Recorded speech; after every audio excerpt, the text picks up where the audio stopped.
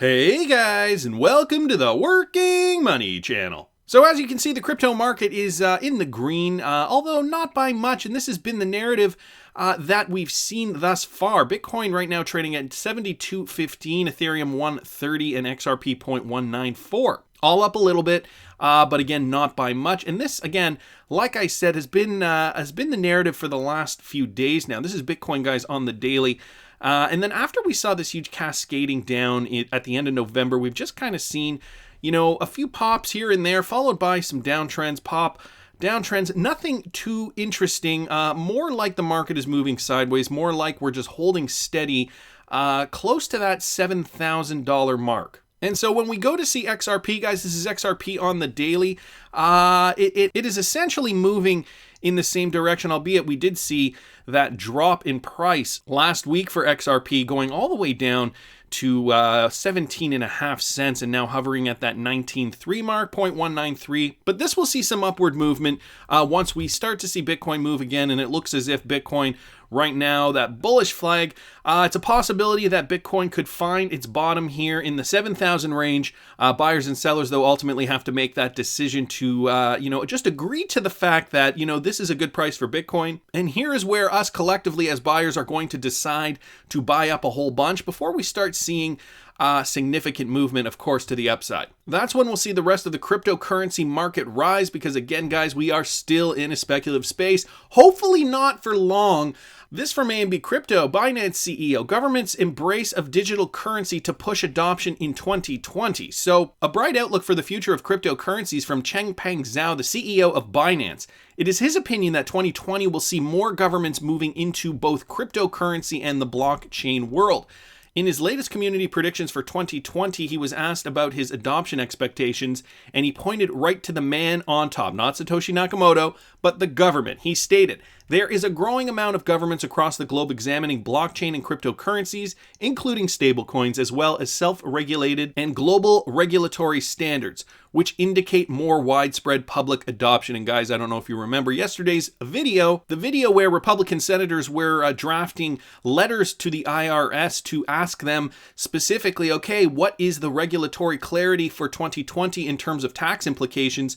Because they realize that 2020 is going to be the year where cryptocurrency adoption, at least in the trading realm, is really going to take shape. And they are going to need to know what these tax implications are.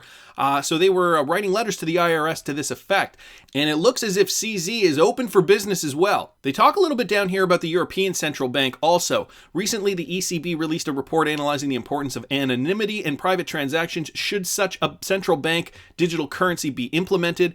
Other countries have also suggested tying their fiat to digital currency, allowing use both at the wholesale and retail level. Ever the optimist, CZ added that governments will try and test different experiments throughout the next year, and despite its fate, it will only have positive effects on crypto adoption. He stated, "I think in 2020, we will see different experiments tried by many different governments around the globe for adoption. Some will work, some may not, but overall, they will have a tremendously positive effect for crypto adoption." So CZ also believes that more than the internet, distributed ledger technology will have a greater impact on the internet. Once the collective crypto blockchain industry grows in size, the price of individual coins will swell. This coming from the horse's mouth, namely Changpeng Zhao, the CEO of Binance. One of the biggest exchanges in the world, and he's got quite the interest in cryptocurrency swelling because for him, what it means is more traders on the platform. That means more activity, more trading volume, more commissions, and therefore more revenue for Binance. So in closing, he added that even on the institutional front, cryptocurrencies are gaining momentum. All in all, signs point to a more bullish market in 2020. And so this is what I'm hoping for too. Big sweeping changes could really change this thing. And could we potentially see maybe it won't ramp up like it did in 2017 next year?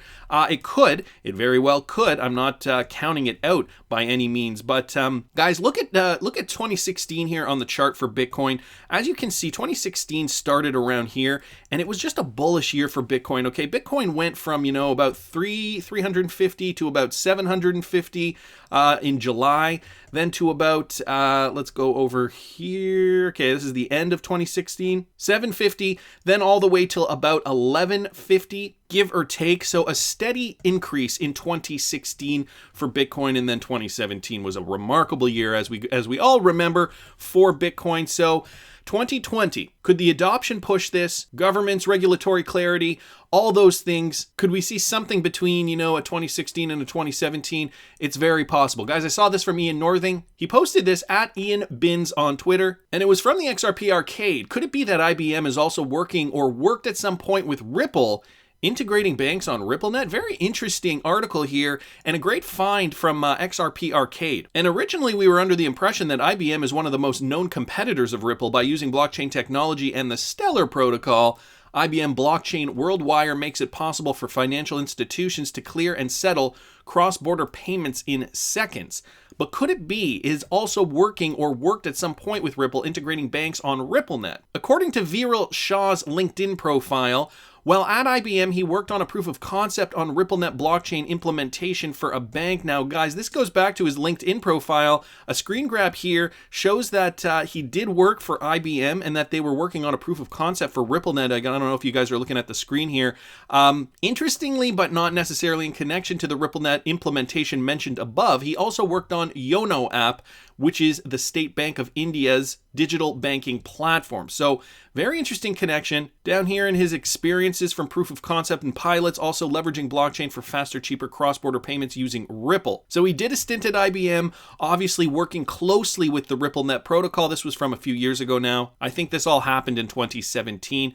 Yes, the screenshot was from a document in early 2017. So maybe there has been some changes. Nevertheless, very interesting information here. Thank you very much, Ian Bins on Twitter. I saw this. Ripple and XRP could capture significant value from a $2 trillion global payments market, says crypto asset manager Grayscale. And I feel like Grayscale is, they're hot and cold on Ripple and XRP. I think they tend to really bolster it up when it suits their needs.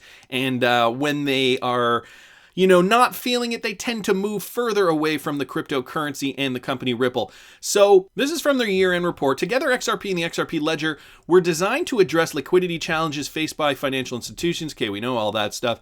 By providing the means for fast, low cost. Okay, we get all that. Basically just explaining what it is.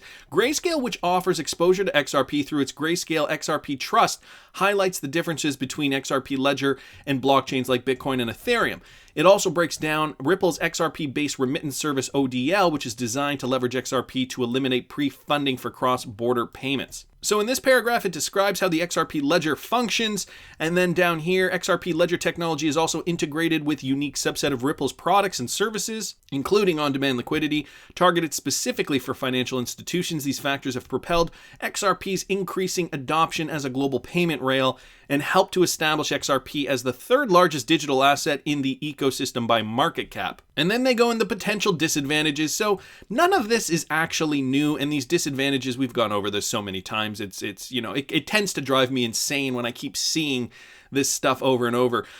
Development of the digital asset is partially overseen by Ripple, as well as the fact that Ripple owns more than half of the total supply of XRP. Well, we know there are reasons for that, Grayscale. We've talked about them ad nauseum. So again, they offer XRP as part of their portfolio, but they're never willing to commit fully, and I don't actually think they know 100% how use. I think that they just know surface level information about XRP and what they've read in mainstream media. They don't do deep dives on this kind of thing. They're just pushing their financial products essentially. So they go, there are upsides and downsides. Of course, there are to everything. I think that this new cryptocurrency space, they're just trying to get people interested in cryptocurrency. So giving them the surface level information is probably good enough. Obviously, though, if you are listening to YouTubers talk about XRP, we do this every day. And, we clearly have more knowledge, more information than a lot of these guys who just started getting into this. They probably got a memo on their desk saying, okay, cryptocurrencies, this is a new product we're selling. Learn about it in, over your lunch or whatever. They read a few articles and they think that they can sell products to their clients. Sad. Very, very sad. Nevertheless, it is what it is, and this is why we tell you guys to do your own research. It is important to know as much as possible about what you're investing in all the time, no matter what it is. Anyways, I saw this on Twitter here from Zach Shaken at Zach Shaken on Twitter. And, he puts things really, really clearly for those of you who, maybe are a little lazy to do your own research. He essentially lays out this thread for you and, it's not that long, but it really kind of hits the point home. And he's comparing some typical myths that we've heard about Ripple to the reality of the facts. So he goes, myth. No use case. In reality, being used to free up trapped liquidity and remove counterparty risk. Volume of one public company in one corridor surpassed $100 million in 4 months. Ripple being pushed to move faster so that MGI, which is MoneyGram, can expand. So when people like the Pomp are out there, saying, well, I don't know why anybody would use XRP, and they have Brad Garlinghouse on their podcast, it's kind of comical because you're getting Brad on your podcast, yet you haven't even done your research. You can find this information in so many places. It's unbelievable. And yet you have it in your head, well, I don't know why anybody would use XRP, says a Bitcoin maximalist. That should be the punchline for a joke, actually. Anyway, myth number 2, companies are using Ripple's other software and not XRP. In reality, publicly traded companies are now using XRP. Even for their customers not using XRP yet, Ripple's land and expand models place them in the best position to convert those customers. And guys, I made a video about this in the summer of 2018, and what I was doing was likening Ripple's services to crack. What they wanted to do was get their customers, get their potential clients hooked on Xcurrent before they move them on to the better stuff, i.e. at that time XRapid, now rebranded as ODL, on-demand liquidity. And guys, this is exactly what they're doing. They're gaining the trust of their clients in this environment that they can freely work in now, Xcurrent. Well, see, nobody's going to use XRP if they can just use other products that Ripple has. Of course they're going to use XRP eventually, because the ODL, that on-demand liquidity, is what is crucial, what is critical to settle instantly. And this is what people don't get.